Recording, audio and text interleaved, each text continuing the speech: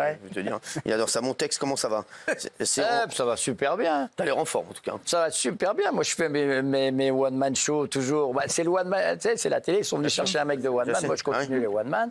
Je continue le théâtre, les pièces de théâtre, des projets à se marrer. Puis, malheureusement, ouais, mais maintenant, depuis peu, ça me manque. Hein, avant, ça ne me manquait pas. Mais voilà, mais nous, ouais, sur scène, regarde ça, on joue devant 4, 600, 900.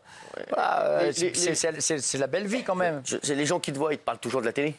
Oui, inévitablement. Ouais. Et les amours, et j'ai fait les amours, et machin. Mais on partage un truc tous les deux. Enfin, c'est que moi, j'ai travaillé sans oreillette, ça les énervait. Ouais. On va te mettre une oreillette. Non, nous, on faisait des émissions. Elle devait faire 26 minutes, elle faisait 26 minutes et on montait rien. Après, on a commencé à monter, on a commencé à être un peu plus soft. J'en veux plus d'ailleurs à la prod qui m'a pas, tu vois, aidé et soutenu à ce moment-là qu'à France Télé. France Télé, ils m'ont mis là, tant mieux. Hein. Bah, les prods, je vais te dire, les prods, ils suivent les chaînes. Hein. Voilà. Les prods défendent le client, ils suivent le client. Exactement, ils suivent le client.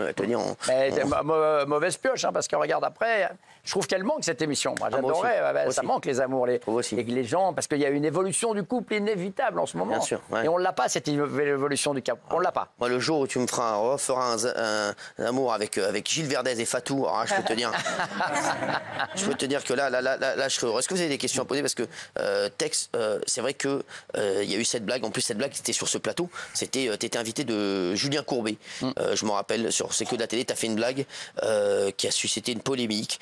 Les internautes s'étaient insurgés. Et derrière, donc France Télévisions donc te sort des amours, hein, Gilles, on s'en rappelle. Absolument. Et c'est vrai que même nous, on s'en est voulu parce que c'était chez Julien Courbet, qui est un super pote, qu'on j'adore. Julien, même lui, Julien, il est tellement bienveillant que même lui, ça l'a fait chier cette histoire. Oui, j'imagine bien que ça l'a fait chier. Donc mon avocat, c'est Gilles Verdez. Non, pas du tout. Non, c'est pas ton avocat, c'est pour rappeler les faits. Non, mais c'est vrai, après France 2 a déclaré que le public manifestait son mécontentement depuis plusieurs mois et que vous n'étiez plus en adéquation avec les attentes du public.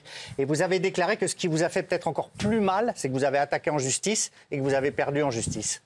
Ah oui, ça fait vachement de mal de se dire qu'une blague devient une faute grave. C'est dangereux partout. C'est dangereux quand on travaille dans un restaurant, c'est dangereux quand on est dans la vie, quand on est chauffeur. Je sais pas. Si tu peux plus faire de blagues et que tu risques que ton employeur peut te virer du jour au lendemain, C'était une blague de ton spectacle. Oui, moi c'était une blague à réaction dans le spectacle. Je la faisais depuis 5 ans et quand je faisais cette blague, si les femmes réagissaient pas, je leur dis vous pouvez pas, il faut réagir. C'était exprès, c'était une forme pédagogique de réaction. Vous la regrettez la blague? Il faudrait être un peu con pour pas la regretter, oui, bien sûr. Et puis tout le maelstrom qui a suivi derrière, parce que les gens ont pas assez de recul. Mais considérer que c'est une faute grave. Mais j'ai même plus envie de parler de ça. Moi, je suis tourné vers l'avenir et sur, tu vois, le spectacle et tout ça. Mais je me suis tellement bien amusé pendant 17 ans, 5000 émissions, que du jour au lendemain, on retient qu'une seule chose de tout ce que j'ai fait, c'est ça. Alors que j'ai fait 5000 émissions, 5000 spectacles. Et voilà, c'est malheureux. Tu vois. Donc oubliez ça, messieurs, dames. Et souvenez-vous des bons moments, se souvenir des belles choses. Et on se souvient que des moments. Valérie, oui. Non, parce que le communiqué, moi, je l'ai trouvé extrêmement violent. Quand ils disent « texte n'est plus en adéquation avec les attentes du public », c'est très sec, c'est très dur. C'est un mensonge. Oui, ça a l'air totalement fou. Un mensonge qui arrange les gens. Parce qu'en réalité, ceux qu'on a le plus punis, au-delà de moi, ceux qu'on a le plus punis, c'est les personnes âgées. C'est-à-dire, je trouve qu'il faudrait presque faire une télé pour retraités maintenant. Parce que les retraités, on s'en fout complètement. Et vraiment, ils regardaient l'émission. Il faut savoir que quand vous vous retrouvez à la retraite, on en parlait avec Philippe tout à l'heure, que vous n'avez plus rien à faire, vous avez des repères. Là, les gens, ils ont Reichmann en ce moment, ils regardent Jean-Luc à mort. Ils n'ont plus de repères de télé comme ils avaient avant. Et nous, on servait de ces repères. Ils venaient, ils regardaient à 11h30 le truc, ils voulaient ça. On les a punis à mort. C'est eux qu'on a punis, beaucoup plus que moi encore. Aujourd'hui, c'est ça qui est vachement dommage. Aujourd'hui, Tex, financièrement, comment ça se passe? C'est vrai que... Ah, ça, il faut demander à Jordan Deluxe. Non, mais c'est vrai, parce que j'ai vu ça. C'est la meilleure balle. C'est la meilleure balle. C'est la meilleure balle.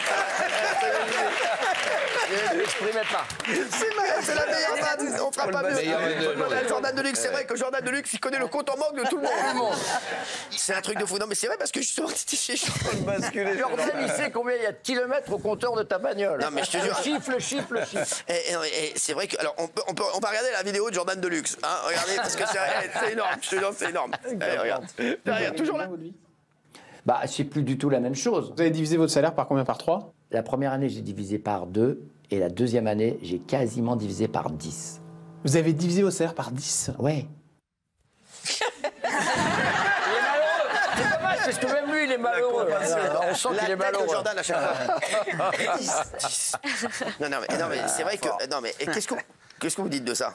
Non, je dis que maintenant j'ai repris un rythme normal et là, tout va bien, la vie va bien. Puis en plus, tu sais, comme je disais tout à l'heure, moi je suis un mec de spectacle. Moi, il suffit que je sois sur scène 3 ou 4 fois par mois, ça me suffit. Mais c'est vrai que comme disait Bernard Montiel à l'instant, comme disait Benjamin Castaldi, c'est vrai que quand on a la télévision tous les jours, mine de rien, il y a un rythme de vie qui s'installe, qui est, non, même financièrement, qui est important. Et c'est vrai que derrière, est-ce qu'on doit changer de rythme de vie? Est-ce qu'on doit un peu changer sa vie ou pas du tout? Non, j'ai gardé le même. Ouais, parce que toi, J'ai gardé le même parce que, encore une fois, parce que déjà, je suis pas un fou. Et puis, je suis breton, moi. Donc, les Bretons, on n'est pas.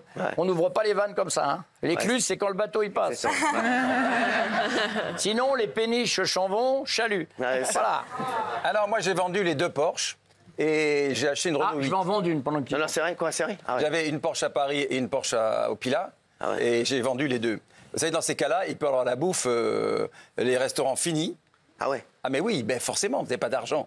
Rien ne rentre. Ouais, mais bon, t'avais quand même mis de côté. Quelques petites choses de côté. Ah oui, quand même. Oui.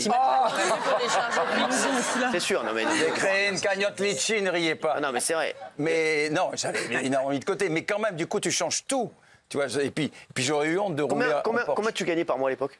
Je ne sais pas, vous m'avez demandé souvent. Non mais dis-nous à peu près, 100 000 euros? Ouais. 100 000 euros par mois? Oui, sans doute. 100 000 euros par mois. Tiens, alors j'ai les mérites, hein? Oui. Alors, je vais vous dire, on est payé toujours en fonction de ce que vous rapportez à TF1. Texte sur France 2, je pense que c'était pas du tout ça. Non, c'était moins. Non, c'était pas du tout ça. C'était quand même bien, Ouais, on gagnait bien. Mais ce que je disais à Jordan était vrai à l'époque, parce que je crois qu'on a fait cette interview il y a presque 5 ans. Et aujourd'hui, c'est divisé par 3 quand même. Mais parce que est arrivé à la retraite, est arrivé plein de choses que j'ai remis en place, le théâtre, le one-man show. Par mois. J'aime pas parler de ça, tu sais très bien. Moi, d'accord. Je déteste parler de ça parce qu'il y a des gens qui nous regardent Bien sûr, t'as et raison. pour qui c'est totalement déplacé. Non mais je sais, mais parce que c'est pas... Parce que je disais ça aussi à Bernard. Parce que quand tu gagnes 100 000 euros par mois, t'as mis de l'argent de côté, forcément. Oui, bien Bernard. Non, mais c'est vrai. Des maisons. Seulement, ce que vous ne savez pas, c'est que combien de temps ça va durer. Ouais. C'est-à-dire que moi, j'étais prêt à changer de métier. Moi, je voulais reprendre, et je peux le faire, huissier de justice, qui était mon premier métier. J'étais prêt à changer de carrière totale. Bah vas-y. Mais vous ne voulez plus? Si, Vous avez gagné 100 t'inquiète. 000 par mois pendant combien de temps? Non, ça c'était à la fin parce qu'il y avait plusieurs émissions. Non, mais t'as dit en que- moyenne, ça va quand même. Hein. Combien de temps? 50 000. Je suis resté 58 18 ans à TF1 quand même. Eh ouais, tu te rends compte? 100 000 pendant 18 ans? Si tu veux, je suis passé de. Je suis quand même passé. 100 000 pendant- Mais non, et Il calme-toi doit de être à pied. 50 000, voilà. Ouais.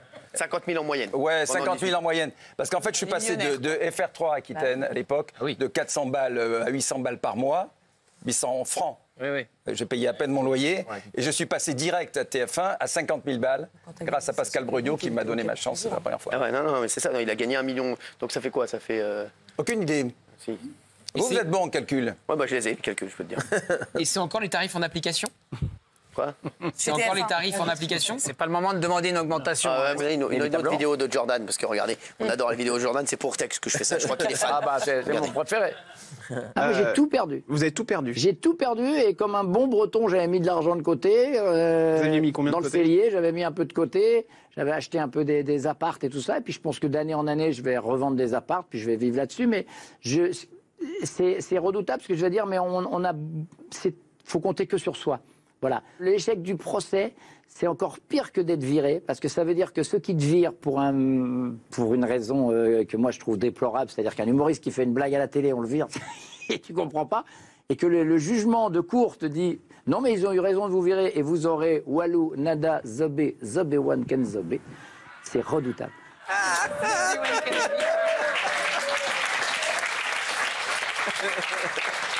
Non, mais c'est vrai que t'as rien eu. Rien. Mais c'est incroyable quand Le même. peu que j'ai eu, je l'ai donné à l'avocat. Non, mais c'est vrai. Alors, donc, non, mais j'ai attends, rien t'es resté combien de temps à la tête des amours? 18 ans. 18 ans, t'as eu zéro. Même chose. Zéro. Mais arrête. Mais quand tu sors sur faute grave, c'est zéro. ça, C'est ma comme question. ça. Fou. Mais c'est pour ça qu'il faut absolument éviter la faute grave. Attention. En fait, Tex, au-delà de la blague, 400 000. effectivement, moi je pense que vous avez été une sorte de victime. Ouais. Comment dire, de l'époque, et puis du fait qu'ils ont voulu canceller tous les hommes blancs de plus de 50 ans hétéros à France Télévisions et en particulier à France 2, puisque ça avait été annoncé par Madame Ernotte. Et moi, je voulais vous dire, si vous n'aviez pas fait cette blague, ils auraient quand même voulu se débarrasser de vous. Je pense pas. Ah ouais? Parce qu'il y avait. Je pense pas. Enfin, je pense pas. Après. Parce que à l'époque, l'émission, et elle a tout. Moi, l'émission, j'ai toujours été en tête. C'est fou, quoi. Il le sait, Cyril. Bien sûr. Les amours, ça a toujours cartonné. Ils m'ont mis tout ce qu'ils voulaient en face. Moi, je faisais 1-2, 1-2, 1-2 tout le temps. Oui, mais il y avait des émissions. Non, mais donc tu peux pas virer un mais il y mec qui est avait en des tête de émissions qui l'audimat, en fait. fonctionnaient quand même sur le service public et ils ont dégagé quand même les présentateurs. Par exemple, là, je me souviens à l'époque de Julien Lepers ou de Patrick Sébastien. Donc moi, je pense que malgré tout, c'était idéal pour eux parce que cette blague leur a permis de ne pas vous payer. T'as raison aussi, t'as raison. Sinon, ils auraient dû vous payer. T'as raison. Et il y a des histoires. Si on part de ce principe-là, il y a quelques histoires en ce moment dans le monde des médias qui se passent. Mettez-vous à l'aune de ce qu'on est en train de dire et vous comprendrez pourquoi on veut virer certains mecs sous des prétextes futiles. Toi, Laurent, TF1, comment c'est passé? Ah, j'ai déjà raconté 1000 fois. Non, mais C'est passé que. Non, parce que toi, mais vous cartonniez lui aussi, il cartonnait avec la vérité. Mais moi, c'est pas pour un délit de grande gueule ou de propos comme Bernard qui avait annoncé sur tout le monde. Nous, c'est simplement parce que Moujotte allait partir, Étienne Moujotte, grand directeur des programmes, patron de TF1, et que la nouvelle direction avait décidé qu'il y avait un nouveau TF1 qui arrivait, beaucoup de séries, beaucoup moins d'argent dans la grille. Entre une série type de Dr House et Il y a que la vérité qui compte, ou Courbet, ou, sans aucun doute, ou la méthode Coé, par exemple, bah, ils font vite le choix. Ça coûte moins cher. Moi, j'ai pas eu un appel me disant c'est fini. Non, alors, en revanche, j'ai eu le rendez-vous chez Moujotte. Alors, qu'est-ce qui s'est passé au 13e étage. Alors, avec Pascal. C'est quoi le rendez-vous? Rien, il nous a dit vous faites partie de la famille, vous ferez toujours partie de la famille. Et ça voilà. veut dire au revoir.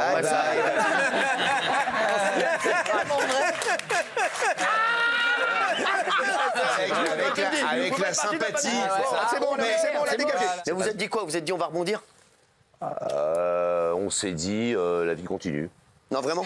Ouais, je sais pas si on allait rebondir, mais la vie continue, ouais.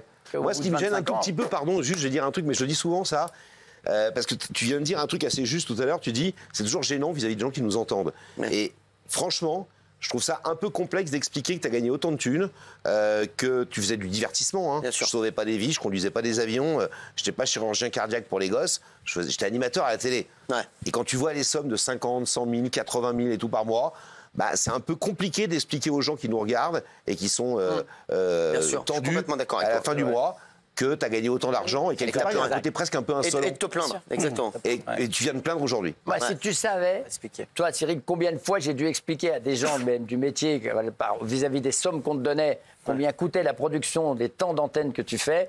Et je disais, c'est une bonne affaire, vous inquiétez pas, et c'est pas forcément lui qui prend tout l'argent. Essayez de comprendre ça quand même. Mais combien de fois j'ai expliqué, même à des pros, j'en dis, mais les gars, redescendez.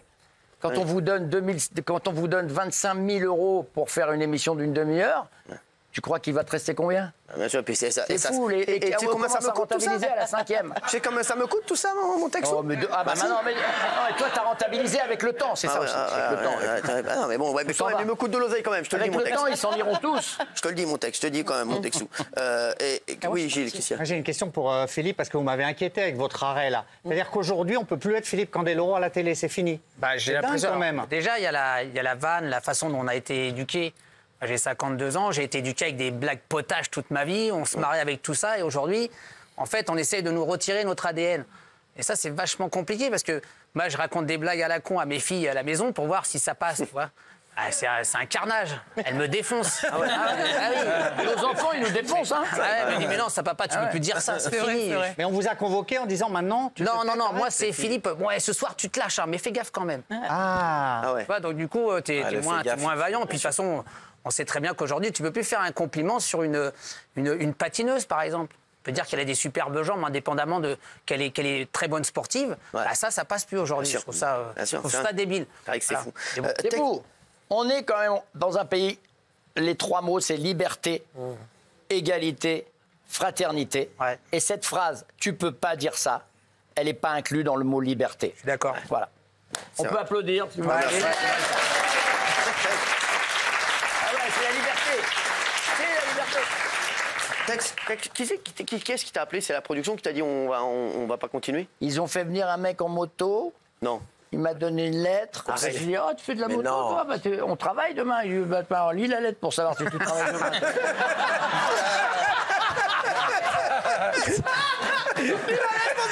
Il m'a dit, tu vois, tu travailles demain. C'est marrant, mais tu dis la lettre, tu dis quoi? J'ai cacheté, je vais là, entretien de préalable à la désembauche, etc. Et tout, entretien préalable. Il faut comprendre après, mais on n'est pas là pour ça. Non. Parce que contient un entretien de désembauche. T'es viré, quoi, en gros? Mais genre quoi, t'as fait un entretien avec qui?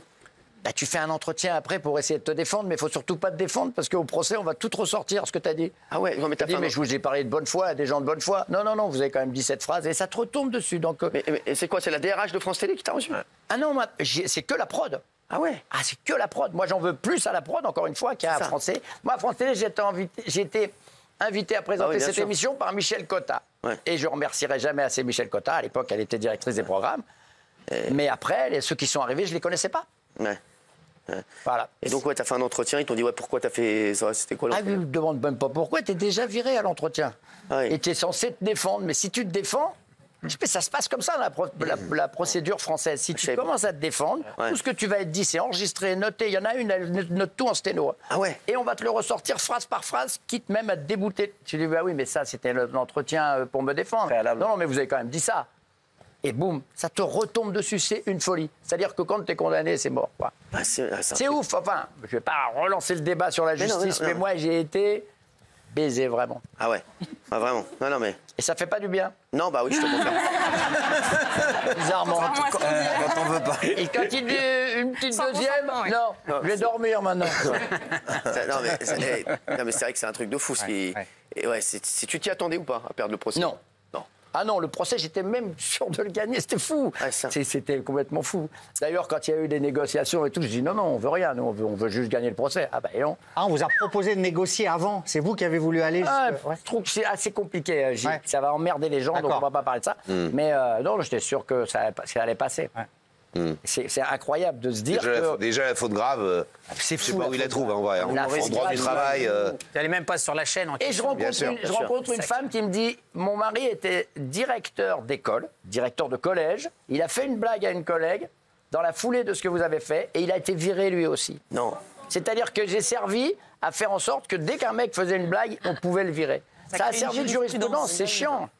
C'est quand même très chiant. Ouais. Et voilà, donc liberté, égalité, fraternité, merci. Mais je te jure que c'est fou, c'est fou. La liberté d'expression est le droit fondamental le plus en danger pour moi aujourd'hui en France. C'est celui pour lequel on doit se battre aujourd'hui. Ah oui. Il n'existe plus. Et le pire, c'est ça. On va faire le débat maintenant. Mais... Le pire, c'est ça. Aujourd'hui, qu'est-ce que tu as envie de faire? Moi, je m'amuse bien à faire ce que je fais. Ouais. Si du jour au lendemain, on m'appelle pour un truc qui me fait kiffer, j'y vais, c'est sûr. Je trouve que ça manque, les amours, encore une fois. Ouais.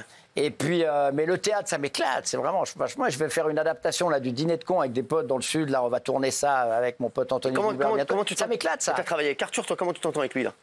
Arthur, il faudrait que je l'appelle. C'est chez lui, les amours. Ouais, c'est chez lui, les amours. Bah, dis-lui, là. Arthur, ah ouais. donne un petit coup de gros lot. Ah, c'est vrai. Mais je te jure que c'est vrai. On s'appelle, frérot. Mais je crois qu'il veut le relancer, je rigole pas. Ben, écoute, pourquoi pas? Moi, moi, sur ce dos, je vais vous faire un aveu. On m'a contacté parce qu'ils voulaient peut-être refaire les amours, peut-être sur la chaîne, sur C8. Et tu vois, écoute, pourquoi pas? Mais j'ai dit, j'ai pas d'argent. Mais voilà, on sait jamais, peut-être que la chaîne. Par contre, le contrat sera négocié par Jordan. Ah, ça c'est bon. Ça c'est. J'y vais. Merci mon père. Merci Philippe Rodello, merci Tex d'avoir été avec nous. Tout de suite film sur C8. Merci.